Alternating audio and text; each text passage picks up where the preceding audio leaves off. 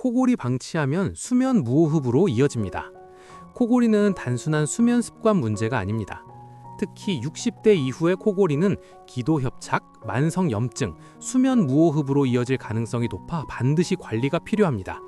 많은 분들이 코골이를 피곤해서 생기는 현상으로 넘기지만 실제로는 목과 기도 주변 조직의 부종, 점액 증가, 근육 이완이 복합적으로 작용한 결과입니다.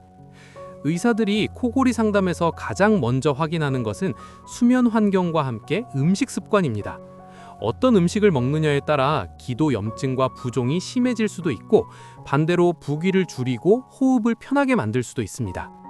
오늘은 의사들이 실제로 권하는 코골이 예방에 도움이 되는 음식 5가지를 지금 바로 공개합니다. 첫 번째 음식은 생강입니다. 생강은 강력한 항염작용으로 목과 기도 점막의 붓기를 줄이는 데 도움을 줍니다. 따뜻한 생강차는 잠들기 전 호흡을 편하게 만들어 코골이 완화에 효과적입니다.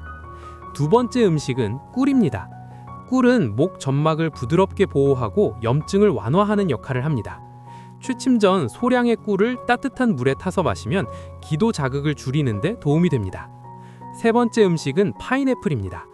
파인애플에 들어있는 브로멜라인 성분은 점액분해 작용이 뛰어나 코막힘과 가래를 줄여줍니다. 과다 섭취보다는 소량 섭취가 적절합니다. 네 번째 음식은 마늘입니다. 마늘은 면역력 강화와 항균 작용을 통해 만성 비염이나 기도 염증을 완화해 코골이 빈도를 줄이는 데 도움을 줍니다. 조리해서 섭취하면 자극 없이 효과를 볼 수 있습니다. 다섯 번째 음식은 따뜻한 허브차입니다. 캐모마일이나 페퍼민트 차는 긴장된 기도 근육을 이완시키고 호흡을 안정시키는 데 도움을 줍니다. 특히 겨울철 건조한 공기로 인한 코골이 예방에 효과적입니다. 코골이를 줄이기 위해서는 음식과 함께 몇 가지 생활 습관도 중요합니다. 자기 전 과식과 음주는 기도 부종을 크게 악화시키며 엎드리거나 바로 누운 자세 역시 코골이를 심하게 만듭니다.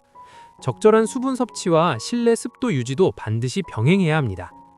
코골이는 단순히 소리의 문제가 아니라 수면의 질과 심혈관 건강까지 영향을 미치는 신호입니다. 오늘부터 식습관과 생활 습관을 함께 관리한다면 코골이로 인한 불편함을 충분히 줄일 수 있습니다. 작은 변화가 깊은 잠을 되찾는 첫걸음이 됩니다. 오늘도 건강한 하루 보내시고 도움이 되셨다면 구독과 좋아요 부탁드립니다.